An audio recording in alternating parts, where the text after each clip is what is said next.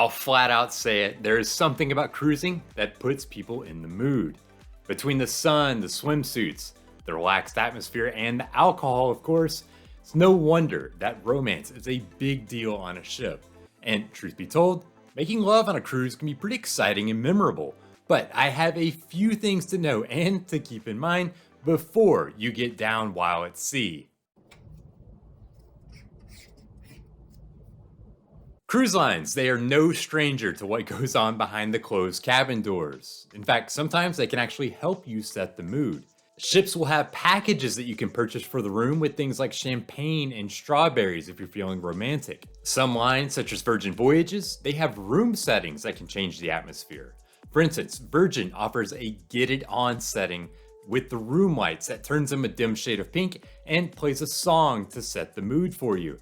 And there are ships, though certainly not all, that have adult movies for rent if you and your partner need a little visual aid to help get things going. The only thing they don't offer are adult shops on board, but honestly, it wouldn't surprise me if one day that actually becomes a reality too. Now, before I move on, just a quick reminder that Cruzely is nearing the 100,000 subscriber mark, thanks to people just like you that are watching this video. So if you find this video interesting, then I hope you'll join up. Now, most of the time, you can get a little nookie in your cabin without any interruption, but not always. That's why you want to be smart about when you get down. On the first day of the cruise, usually right before the ship departs, you will have to complete a muster drill, which requires that all passengers head to their muster station. Thankfully, these days, passengers complete this on their own time instead of the entire ship stopping and all passengers reporting to their station all at once. So if you were thinking of getting started early with your significant other, I'd suggest holding off until after you finish the muster drill. Even then, you'll hear lots of announcements about the drill reminding others to do it before departure that can frankly ruin the mood if you're in the middle of things. Beyond that, you will usually be undisturbed during the cruise except for housekeeping. Yes, you can put a do not disturb tag on your door handle, but that just means housekeeping won't try to clean your specific cabin. They will still be in the area and you will be able to hear them going about their work in the hallway. If you are the type of person that's easily distracted, then I'd suggest figuring out what time of day housekeeping comes and finding something else to do during that time. As I just mentioned, you can usually hear people outside your door while you're in your cabin. Keep in mind that sounds move both ways. While I know that not everyone can help but being a little bit louder, you have to remember that you are in a small, confined space with lots of other people around. Not everyone wants to hear what you do in the privacy of your cabin, especially if it's happening late at night. Keeping things a little quieter can make sure that your romance doesn't mess with anyone else's vacation or risk your own embarrassment. The good news, apart from the cabin door, cabins are fairly soundproof within reason, so don't think that you have to be as quiet as a mouse. You usually can't hear the next room unless things are really going crazy. Some people get a thrill out of being a little more open with their sexual encounters. Cruises are a good place to experience that. With balconies or windows in a majority of cabins, feel free to open up those curtains and take in the nice view while you're going to town. Unless you are docked in a busy port, no one should be able to see you in your room. It's a fun way to spice up things in an otherwise normal session. That's not to say that you should go at it on the balcony in broad daylight. Usually your neighbors can see into their adjoining balconies, as the dividers between the rooms, they don't go floor to ceiling. So unless you like Maud and Bill from Topeka, Kansas getting an eyeful, keep it off the balcony. Or if you do decide to have fun outdoors, at least wait until later in the evening and make sure that the balcony light is off. That way you are unlikely to be seen.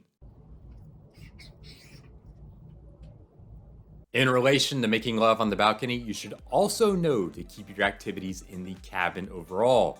For people that like a little risk taking, it may be inviting to try to get it on around the ship. After all, there are so many out of the way places where, especially at night, there might be nobody around. What you should keep in mind, however, is that there are cameras everywhere on the ship in public areas, and you never know who might accidentally walk in on your fun, and that does include families with kids. And about those cameras, I've been on tours of the ship's bridge personally, and yes, I can tell you that they do work. Remember, you are on a ship with thousands of other passengers. For the respect of everyone on board, just keep the fun in your cabin. If you're a single cruiser, then you might think that the cute bartender or the dancer in the theater show could be interested in meeting up after hours. Forget it. There are explicit rules barring cruise staff from hooking up with passengers. It's a good way for them to lose their job. So if you want to flirt, then by all means, there's no rule against that. But don't expect it to turn into anything more, as it can lead to a one-way ticket home for the crew. If you plan to get busy on the cruise, then you're best off bringing your own partner. While the fun, laid-back atmosphere of a cruise ship may seem to lend itself to having a fling on vacation, it's actually pretty rare.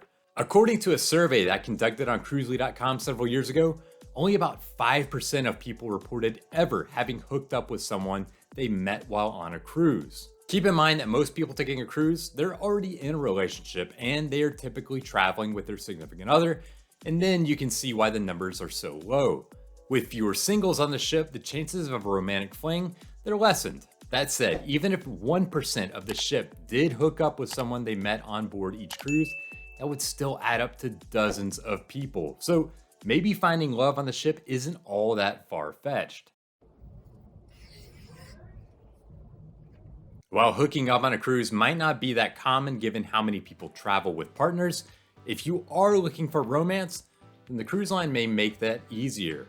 Most trips on mass market lines, they have a regular meet and greet session scheduled a few times during the cruise that are specifically made for single travelers. Now these are self-led, but it's at a designated time at a bar for the singles to meet each other.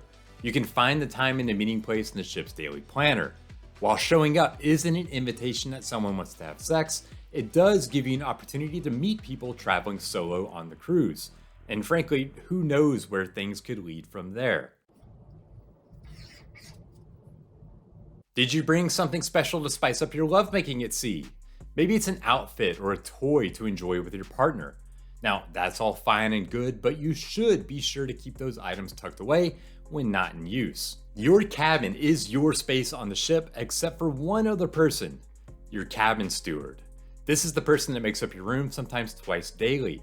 Your cabin steward will be in to clean the room when you are out and about the ship, typically mid-morning and again during dinner time. And while they don't go through your closets or your drawers, anything that's left out, it will be seen. So if you have some lingerie or something spicier that you would rather a stranger not see, just don't leave it laying about on the bed when you leave the room.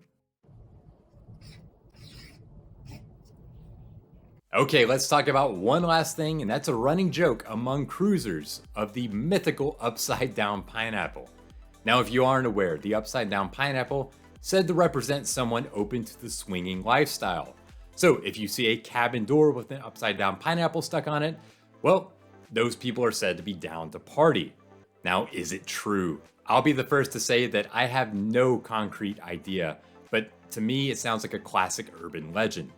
Doesn't it seem unlikely that people are openly advertising to literally anyone on board, including people that they may not be interested in, about their lifestyle? And are random strangers just supposed to knock and say, hey, I noticed the pineapple on your door? Maybe someone in the comments has more knowledge that they'd like to share with the class. For me, however, it seems that it's all a little bit far-fetched. Thank you for watching, and again, if you enjoyed this video, then I hope that you'll subscribe and help reach that 100,000 subscriber goal. As well, you can always find more on everything cruising at Cruzely.com, and until next time, happy sailing.